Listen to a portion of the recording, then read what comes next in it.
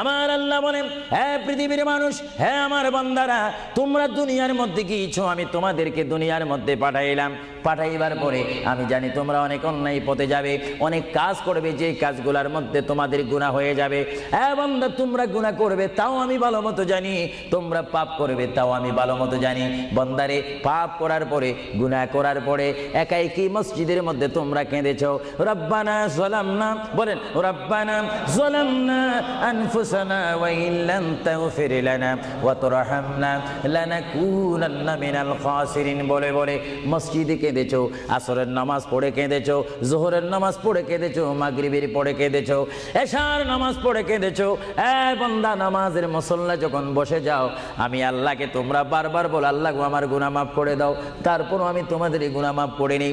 তারপরও তোমরা নিশি রাত্রে, মানুষ যখন ঘুমে যায়, তোমার বিবি যখন ঘুম যায়, তোমার ছেলে যখন ঘুম যায়, তুমি নিশি রাত্রে ঠান্ডা পানি দিয়ে ওযু বানিয়ে নামাজের মুসল্লায় বসে তুমি আবার যখন ডাক দাও, রব্বুল আলামিন, পৃথিবীর কোনো মানুষ আমার গুনাহ সম্পর্কে জানে না, তুমি আমার গুনাহ সম্পর্কে জানো।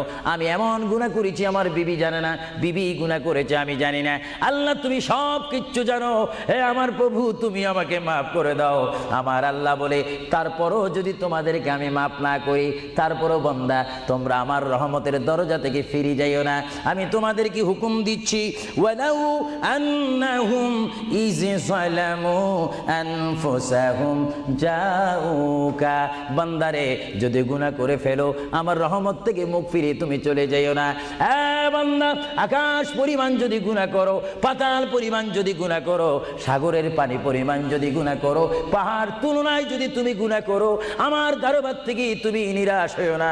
বান্দা, আমি তোমাকে একটি রাস্তা বাতাই দিচ্ছি, একটি পথ তোমাকে আমি দেখাই দিচ্ছি।